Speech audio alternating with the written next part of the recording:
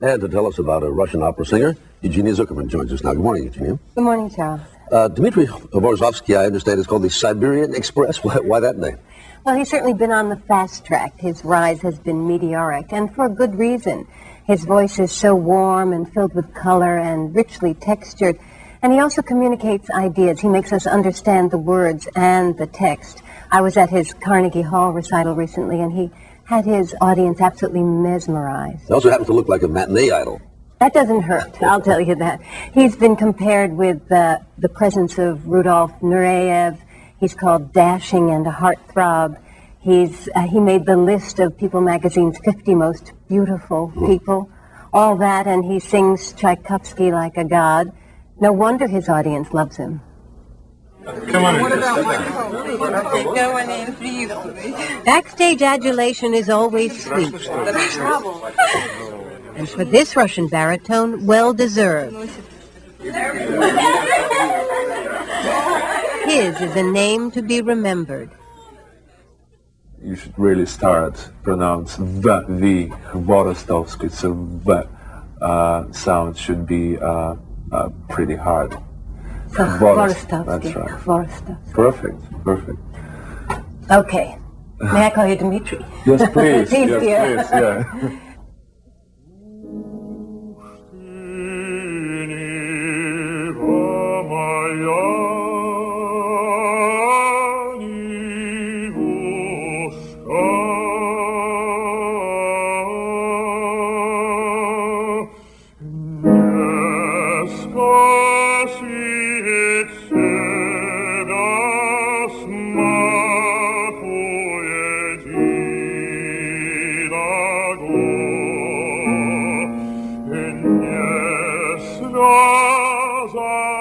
Dmitri Hvorostovsky was in Fort Worth, Texas for a recital sponsored by the Cliburn Foundation, a recital that attracted Van Cliburn himself.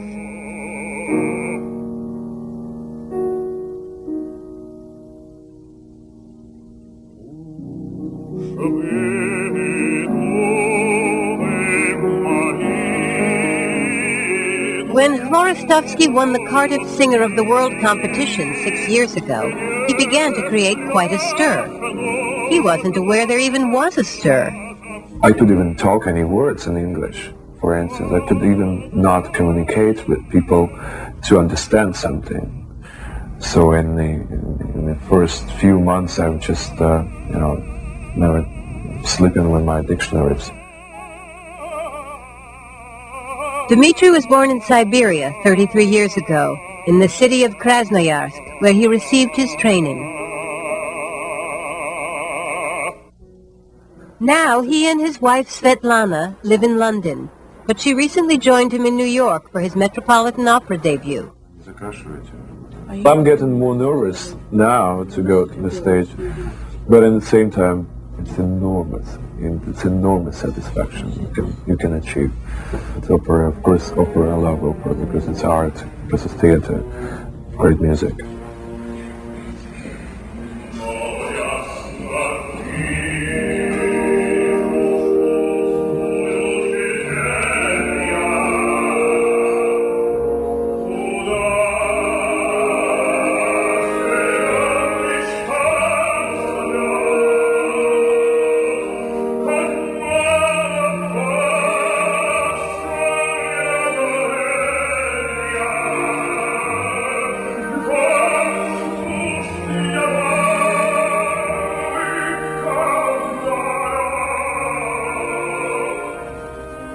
Tchaikovsky supplied the music for the Queen of Spades.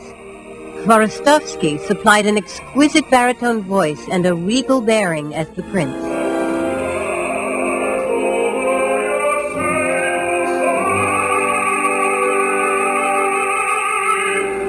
Let me ask you about baritone roles. We know that the bass voice is usually evil, and the tenor usually dies or gets the girl. I mean, what does the baritone do?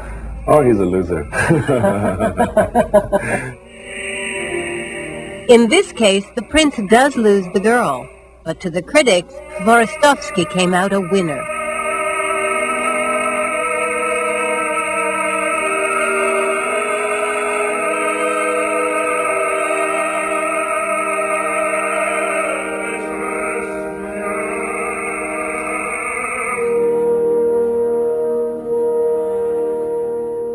was taught how to feel, not how to sing. And this is very important.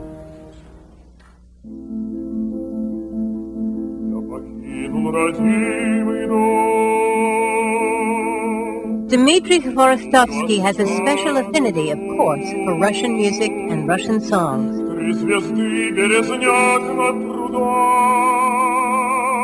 It is the music he grew up with.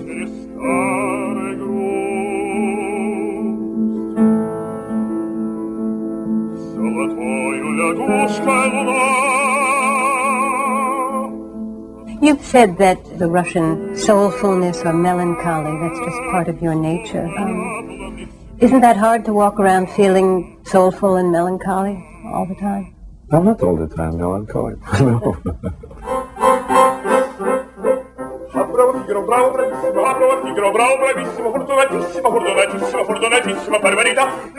I find very interesting to do comic roles. One such role is Figaro in The Barber of Seville.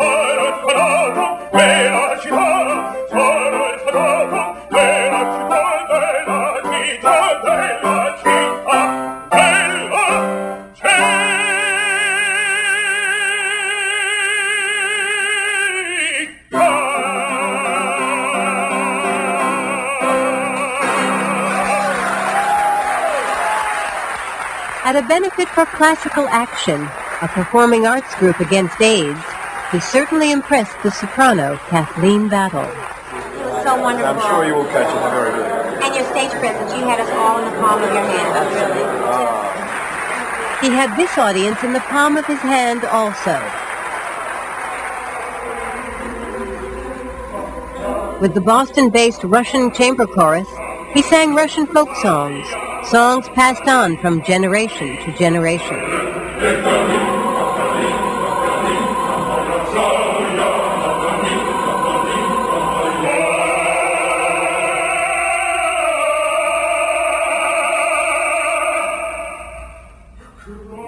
And to please this American audience of Russian heritage, he could think of only one song.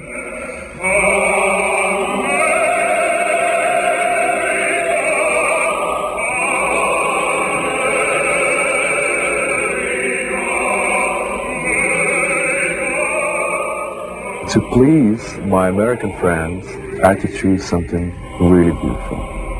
It was very hard to help myself not crying while I was singing this.